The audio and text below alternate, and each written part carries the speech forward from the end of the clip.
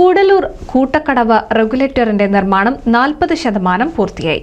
രൂപകൽപ്പനയിൽ ഭേദഗതികളോടെയാണ് കൂട്ടക്കടവ് റെഗുലേറ്ററിന്റെ നിർമ്മാണ പ്രവൃത്തികൾ പുരോഗമിക്കുന്നത്.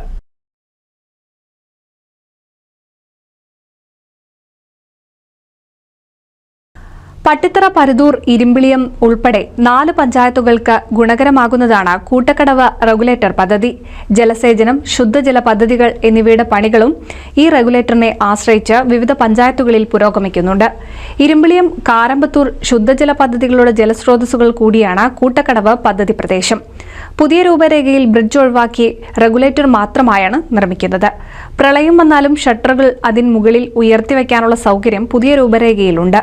265 മീറ്റർ നീളമുള്ള റെഗുലേറ്ററിന് മുകളിലൂടെ 1.5 മീറ്ററോളം വീതിയിൽ കാൽനട പാതയും ഉണ്ടാകും.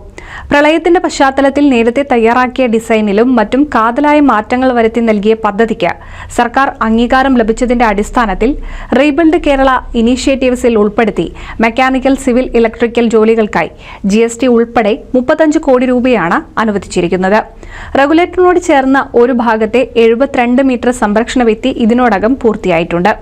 ഇരുമ്പിളിയം ഭാഗത്തെ 58 മീറ്ററിലുള്ള സംരക്ഷണ ഭിത്തിയും ഏപ്രണുകളുടെ നിർമ്മാണവും ഏതാണ്ട് 80% പൂർത്തിയായിട്ടുണ്ട്. ഈ മാസത്തിനുള്ളിൽ സംരക്ഷണ ഭിത്തിയുടെയും ഏപ്രണുകളുടെയും നിർമ്മാണം പൂർത്തിയാകും. NCV news, Thrithala.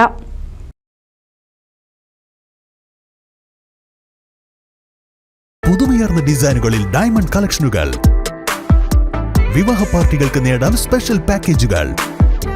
സ്വാഗതം പുതുമയാർന്നൊരു ഷോപ്പിംഗ് എക്സ്പീരിയൻസിന്. Kerala Golden Diamonds, the family jeweler, Main Road, Vadakekad.